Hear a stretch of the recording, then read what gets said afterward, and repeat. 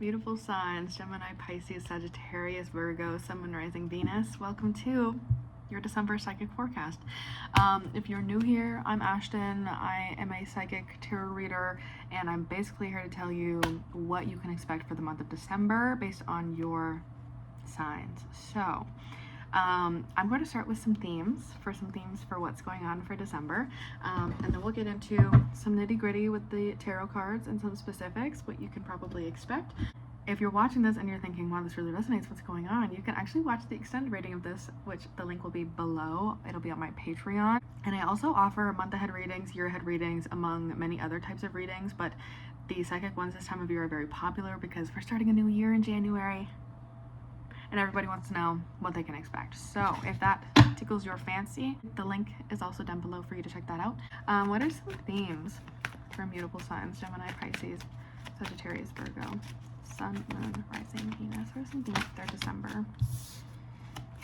Some themes for immutable signs for December.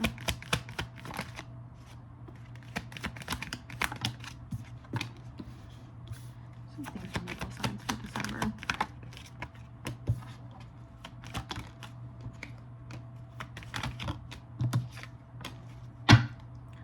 I feel like we're having a lot of realizations in December about ourselves, about why we're here, about maybe, you know, kind of figuring out our life purpose. Like, it feels very loaded, but it feels like you find something that you're really passionate about this month. It feels like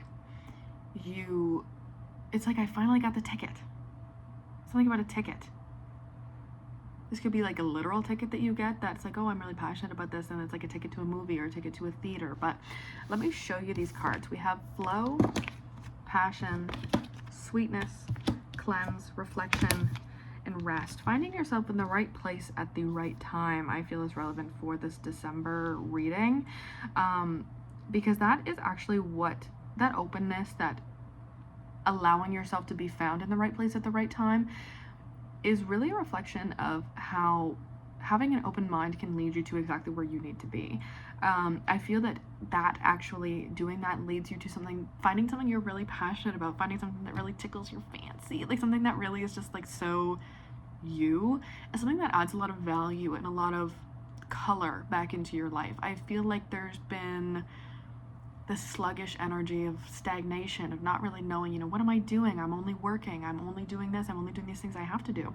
And then suddenly we find ourselves in a scenario where you find something you like to do for fun. Like, it's like, I'm building a hobby, I'm going to the movies. Like, there's just something that's like, I didn't know that this was an option. I didn't know that I was allowed to have fun. I didn't know that I was allowed to enjoy my life. I didn't really know that there was more to life than just work. I feel like there's really this energy of coming to terms with what's good for you. And not only in what's good for you in the traditional sense, but what's good for you on a personal level, on an authentic level. What speaks to you that maybe doesn't speak to anybody else. That's what this is about. Because you followed what other people do. You followed, you know, what we're supposed to do. What, you know, everybody goes to work and then they come home and then they rot on their phones. It's like, you know, you don't have to do what everybody else is doing. You have free will. And I think in December, you really are faced with that realization of, oh, I have free will. I can do whatever the fuck I want. And I want to do this. And I think that it really adds a certain layer into your life of really just making the colors more vivid, and, you know, life more exciting and life more worth living. Like, it's just, you finally like kind of put in the last missing piece, because it's not that your life is horrible or that there's all these things that are really dragging you down. It really is just, it was lacking color, it was lacking passion, it was lacking personal excitement. And I think you kind of find that in December, which I think is really exciting and really beautiful. Let's see. It's like a hard reset before January. It's interesting. It feels to me like finding this one thing, or even like a handful of things, because it's one specific thing, but it has like umbrella tasks underneath of it, or umbrella activities. Like, there's just more to it than just this one thing. Like, there's so many different facets, I feel. But it really leads you to this path that speaks very clearly to you and allows you to kind of reflect on yourself and your own healing journey through that.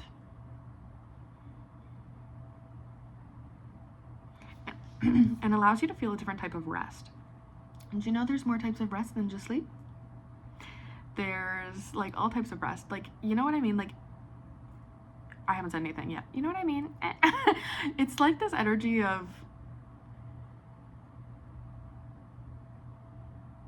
working on a hobby you really enjoy is rest. Scrolling on your phone is not rest. And I think you're finding alternatives to rest in December as well, I'll say.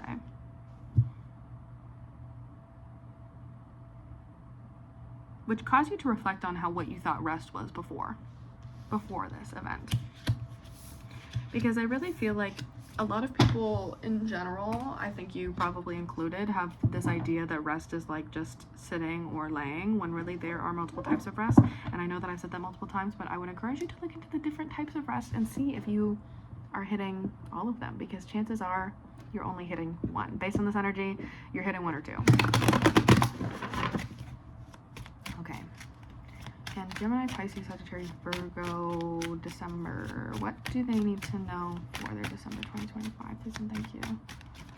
What are mutable signs know for December 2025? Please and thank you.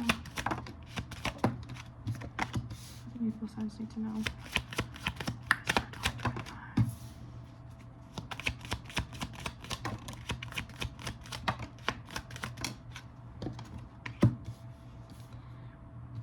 I feel like there's a lot of fighting energy going on here.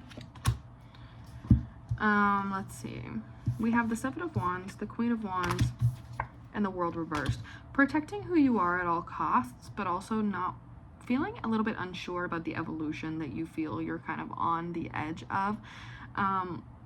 Towards the end of December, I feel like this is more relevant, where you feel a need to kind of protect the things that you're excited about from people who might shit on them.